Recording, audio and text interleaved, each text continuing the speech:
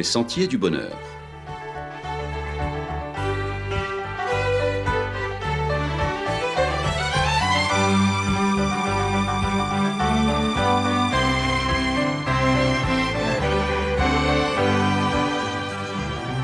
Une émission qui vous apporte un message d'espérance, de paix, de joie et de confiance. Chers amis auditeurs, bonjour. Dites-moi, êtes-vous pour la justice? Êtes-vous pour l'égalité? Êtes-vous pour la liberté? Êtes-vous pour la liberté de chacun de croire ou de ne pas croire? Oh que si, oh que oui, allez-vous me dire. Nous sommes pour ces valeurs humanistes.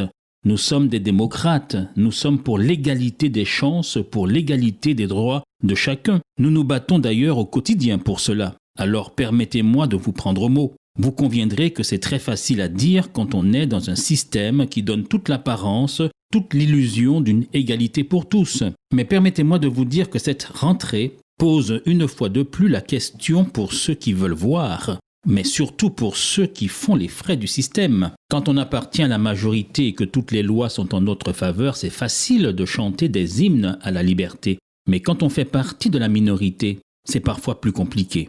Nous voulons parler de tous les élèves qui sont confrontés aux difficultés d'obtenir la liberté de culte le samedi. Tous les élèves adventistes du 7e jour qui ne peuvent bénéficier de la possibilité de s'absenter le samedi et de tous ceux qui veulent observer le sabbat en toute quiétude à l'école ou sur leur lieu de travail. Chaque année, pour beaucoup, c'est tout un gymkhana pour négocier leur absence le samedi et plus encore qu'il n'y ait pas à la fin de leur année de formation des examens posés, programmés le samedi.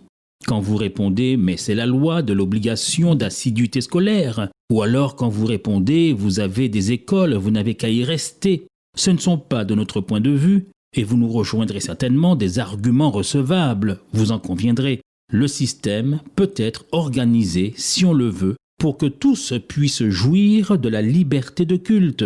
Il faut seulement y penser et s'organiser en conséquence, car dans bien d'autres pays, des arrangements sont faits pour que les élèves adventistes ne soient pas obligés de venir au cours le samedi, ni de passer leurs examens le samedi, car en prévision, il n'y a pas d'examen le samedi, ou alors des arrangements sont réalisés pour que ces élèves composent un autre jour. Et puis cet épisode de Covid-19 nous a bien montré la créativité, l'ingéniosité, au travers de solutions nouvelles qui émergent quand on veut ou quand on y est contraint. D'autre part, les adventistes du 7e jour payent leurs impôts comme tous les autres citoyens. Il n'y a donc pas de raison qu'ils ne puissent bénéficier des mêmes droits ou qu'ils soient refoulés dans leurs écoles comme dans une sorte de ghetto adventiste. L'observation du sabbat n'est pas un caprice ou un simple particularisme, c'est le respect d'un principe biblique majeur du christianisme, car cette observance est au cœur de la loi divine, au cœur des 10 commandements. L'observation du samedi, du sabbat, n'est pas un commandement qui ne concerne que le peuple juif, mais il a été rappelé aux enfants d'Israël par Moïse au sortir de l'esclavage en Égypte. C'est une prescription qui existe depuis la Genèse, depuis la création.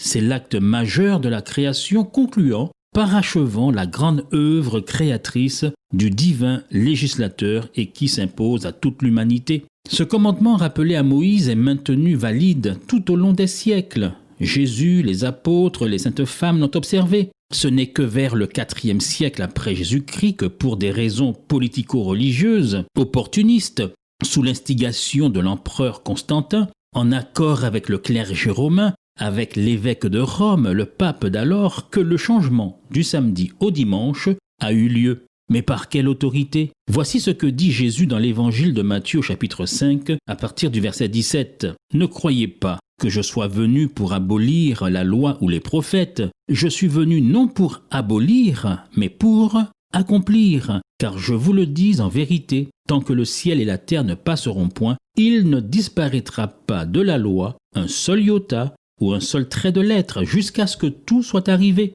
Celui donc qui supprimera l'un de ces plus petits commandements et qui enseignera aux hommes à faire de même sera appelé le plus petit dans le royaume des cieux. Mais celui qui les observera et qui enseignera à les observer, celui-là sera appelé grand dans le royaume des cieux. » Il ne devrait donc pas y avoir de changement en dehors de la volonté expresse du divin législateur. Que dit l'autorité de l'Église romaine qui revendique avoir opéré de façon tout à fait arbitraire le changement, ceci de son propre chef? Voici une réponse sans ambiguïté à une lettre datée du 28 octobre 1894 et adressée de la part du cardinal Gibbons au chancelier Thomas. Ce fut l'Église catholique qui a transféré ce repos au dimanche. Ainsi donc, l'observation du dimanche par les protestants représente un hommage qu'ils accordent malgré eux à l'autorité de l'Église catholique. Fin de citation. Je vous laisse en juger par vous-même. Nous, adventistes du 7e jour, préférons en rester à ce que dit la Bible, la parole de Dieu. Pour les apôtres, c'était clair. Sous la menace des autorités de leur époque, ils répondirent ce qui suit dans le livre des Actes au chapitre 5 et au verset 29. Pierre et les apôtres répondirent « Il faut obéir à Dieu plutôt qu'aux hommes. » Par tradition, par habitude, par la force de la majorité, des croyants qui veulent rester fidèles à la parole de Dieu se retrouvent empêchés de librement vivre et de librement manifester leur foi. Vous imaginez le stress, l'angoisse d'un élève qui doit renoncer à une filière dans laquelle il excellerait. Vous imaginez la frustration d'un élève qui s'est préparé, ayant travaillé toute une année pour se voir refuser en fin de formation un arrangement pour composer un autre jour que le samedi. Heureusement, tout au long de ma scolarité jusqu'en thèse, j'ai pu trouver des camarades sympas pour me passer les cours du samedi que je récupérais en semaine, et que j'ai pu trouver également des enseignants et des directeurs de thèse bienveillants qui m'ont permis d'aboutir dans ma formation. Je pense également aux arrangements qui ont été faits à l'époque à la faculté de médecine de Montpellier pour permettre à de brillants élèves médecins adventistes de rester enfermés pendant les heures du sabbat dans un amphi, y faisant leur culte alors que les autres composaient normalement, puis après les heures du sabbat, ils furent autorisés par le doyen à composer. Mais pour beaucoup, cela se joue à pile ou face, et la pression est énorme et les enjeux vitaux. Aujourd'hui, on n'est plus autant inculte, on n'est plus autant du sarcastique adventiste boudalastique. Aujourd'hui, tout le monde sait lire et écrire. On est au temps de la liberté et au temps de la reconnaissance de l'égale valeur des cultures et des croyances, ainsi que des minorités. Plus grave, si on ne veille à accorder cette liberté de culte, donc la possibilité de s'absenter le samedi pour ces activités cultuelles, ce sont des élèves qui ne pourront poursuivre sereinement, voire seront empêchés injustement de réussir. Et parmi ces élèves, combien seraient devenus des personnes compétentes, utiles à notre société? Si ce n'était le cas, des étudiants, des travailleurs membres de l'Église adventiste du 7e jour se retrouveraient dans des impasses concernant leurs études ou leur avenir professionnel. On pourrait même dire, se référant aux mots de Saint-Exupéry, ce n'est pas un Mozart qu'on assassine, mais peut-être, qui sait, un Aimé Césaire ou peut-être une Eusanne Palsy qu'on tuerait dans l'œuf en leur fermant la porte à bien des débouchés auxquels ils auraient dû avoir normalement droit. Alors, si on est pour la démocratie, si on est pour la liberté de conscience, si on est pour la liberté de culte, cela doit se traduire, selon l'article de la Constitution bien compris, par la liberté de pouvoir pratiquer et de pouvoir manifester cette liberté d'expression en public et en privé. La loi de 1905, dans son article 1er, reconnaît la liberté religieuse. La République assure la liberté de conscience. Elle garantit le libre exercice des cultes sous les seules restrictions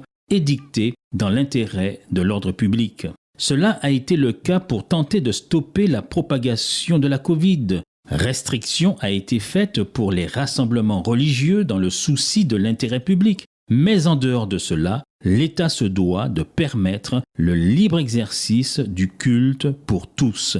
L'État et les services publics sont tenus à la neutralité face à toutes les religions et à toutes les croyances et donc n'en favoriser aucune. En a-t-on vraiment tiré toutes les conséquences? L'État se doit de rendre possible l'exercice et la pratique du culte possible pour tous. Donc les élèves adventistes du 7e jour devraient trouver, comme c'est généralement le cas heureusement, la compréhension nécessaire auprès des autorités compétentes. Les situations de tension sont amenées parfois, il faut le reconnaître, par les difficultés d'organisation qui peuvent se poser, mais cela doit être justement pensé. Emploi du temps, créneau d'évaluation et date d'examen bien en amont. Et lorsqu'il s'agit d'une crispation plus rare, il faut le noter, mais pour des raisons idéologiques et relevant d'une sensibilité personnelle de l'agent de l'administration, alors là, on est dans un autre registre qui ne s'harmonise pas avec ce que prévoit notre système démocratique et la Constitution, comme nous venons de le rappeler. Alors puissions-nous trouver normal et légitime que non seulement que cette question du samedi soit abordée en cette période de rentrée, mais que la mise en œuvre de cette liberté soit soutenue et défendue et surtout mise en œuvre dans un souci partagé de justice, d'équité et de liberté. Nous reviendrons sur le sujet et vous disons à la semaine prochaine, chers amis auditeurs. Là où est l'Esprit du Seigneur, là est la liberté, la liberté. Où s'assemblent les adorateurs, l'Esprit de vérité, la vérité. Là où est l'Esprit du Seigneur, là est la liberté, la liberté. Où s'assemblent les adorateurs, l'Esprit de vérité, la vérité. Loué, loué, en tout lieu, adoré, adoré, notre Dieu. Loué, loué, loué le roi, dansez, dansez, criez de joie. Yeah, yeah, yeah, liberté, yeah, yeah, yeah, libéré pour le célébrer, liberté, yeah, yeah, yeah, libéré pour le célébrer, célébrer son saint nom, oh, son saint nom. Jésus-Christ nous a affranchis, plus de condamnation. Non, non, non. Son esprit purifie nos vies pour honorer son nom. Oui, son nom. Jésus-Christ nous a affranchis, plus de condamnation. Non, non, non, non. Son esprit purifie nos vies pour honorer son nom. Oui, son nom. Loué, loué, en tout lieu, adoré, adoré, notre Dieu. Loué, loué, loué le roi, dansez, dansez, criez de joie. C'était votre émission hebdomadaire, Les Sentiers du Bonheur. Un programme présenté par l'Église adventiste du 7e jour. Aimeriez-vous lire le texte de la causerie d'aujourd'hui ? Demandez-le. Il vous sera envoyé gracieusement. Nous tenons également à votre disposition notre cours de Bible gratuit par correspondance. Nous le recommandons vivement à tous nos auditeurs. Écrivez-nous aujourd'hui même. Voici notre adresse. Boîte postale 50 97 282, Le Lamentin, CEDEX 2. Nous nous réjouissons à la pensée de vous retrouver à l'écoute la semaine prochaine à la même heure. À bientôt.